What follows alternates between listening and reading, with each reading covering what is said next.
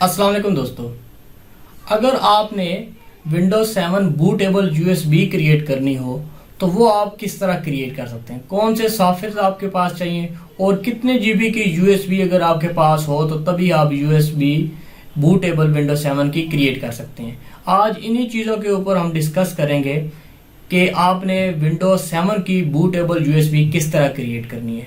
तो USB create करने के लिए जो सॉफ्टवेयर मैं आज यूज करूंगा उसका नाम विन सेटअप फॉर्म यूएसबी 1.7 इसका वर्जन है। वीडियो की डिस्क्रिप्शन के अंदर मैं इसकी वेबसाइट का लिंक आपको दे दूंगा, तो वहां से आप इसको जाके लेटेस्ट वर्जन डाउनलोड कर सकते हैं। सबसे पहले तो हम देखते हैं कि हमारे पास क्या चीजें होनी चाहिए जिससे हमने विंडो की बूटेबल यूएसबी क्रिएट कर सकते हैं। इसके लिए नंबर 1 तो हमारे पास सॉफ्टवेयर होना चाहिए जिससे हमने विंडो की बूटेबल यूएसबी क्रिएट करनी है। दूसरे नंबर के ऊपर हमारे पास विंडोज 7 का हमारे पास आईएसओ होना चाहिए, इसकी आईएसओ फाइल होनी चाहिए, इमेज होना चाहिए आईएसओ का। और तीसरे नंबर पे हमारे पास यूएसबी होनी चाहिए। अब विंडोज 7 के लिए जो मिनिमम यूएसबी आपके पास हो वो 8 जीबी की होनी चाहिए। अगर इससे ऊपर है तो ठीक है, इससे कम अगर होगी यानी 4 जीबी अगर आपके पास यूएसबी होगी तो उसके अंदर विंडोज 7 आपकी राइट नहीं होगी। वो जो ही राइट करेंगे आगे आखिर पे जाके तो एरर दे देगी लो मेमोरी का। इसलिए मिनिमम जो आपने यूएसबी इस्तेमाल करनी है वो 8 जीबी की इस्तेमाल करनी है। और अभी जो मैंने इसके साथ यूएसबी अटैच की हुई है वो 32 जीबी वाली यूएसबी है। अब हमारे पास 3 चीजें पूरी होगी। जो हम सॉफ्टवेयर यूज करेंगे विंडो बूटेबल यूएसबी क्रिएट करने के लिए, इसका नाम है विन सेटअप फॉर्म यूएसबी। ये 1.7 वर्जन है इसका। वीडियो की डिस्क्रिप्शन के अंदर मैं इसकी वेबसाइट का लिंक दे दूंगा, वहां से आप जाके इसको डाउनलोड भी कर सकते हैं। और दूसरे नंबर पे ये विन 7 एक्टिवेटेड है। ये आपको टोरेंट की साइट से मुख्तलिफ साइट्स के ऊपर आपको इजीली विंडोज 7 का जो वर्जन एक्टिवेटेड वर्जन है वो आपको मिल जाएगा। और यूएसबी आपने अटैच कर दी। इस वाले सॉफ्टवेयर को हमने ओपन करना है। अब मेरी वाली जो विंडो है वो 64 बिट है, इसलिए मैंने X64 को ओपन करना है। तो मैंने इस पर डबल क्लिक किया।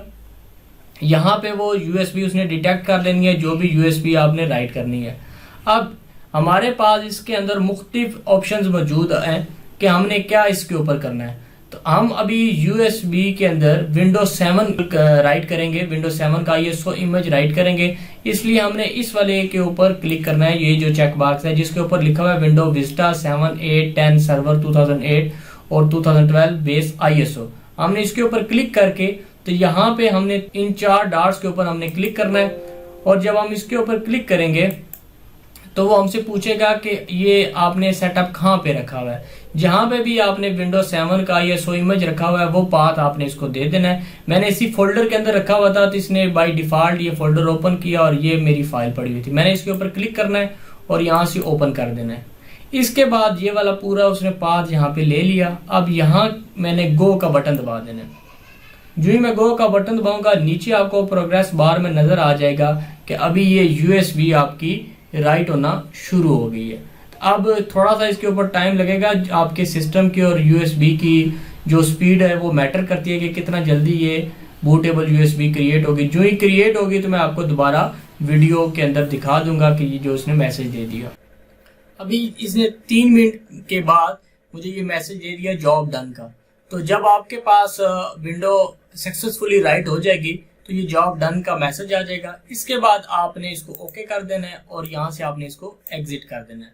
एग्जिट करने के बाद आपने यूएसबी उतार लेनी है। और यूएसबी उतार के तो कोई भी सिस्टम है, एक चीज मैं आपको वैसे बताता चलूं कि जब आपने किसी यूएसबी के अंदर विंडो राइट कर दी है तो फिर कोशिश करें कि किसी भी जो सिस्टम विंडो चल रही हो जिसके ऊपर उसके साथ अटैच ना करें, क्योंकि ये फिर अगर इसके अंदर वायरस आ गया तो जितने भी सिस्टम के ऊपर आप इसे इंस्टॉलेशन करेंगे तो तमाम के तमाम सिस्टम के ऊपर साथ विंडो होने के साथ साथ वायरस भी उसके अंदर ट्रांसफर हो जाएगा।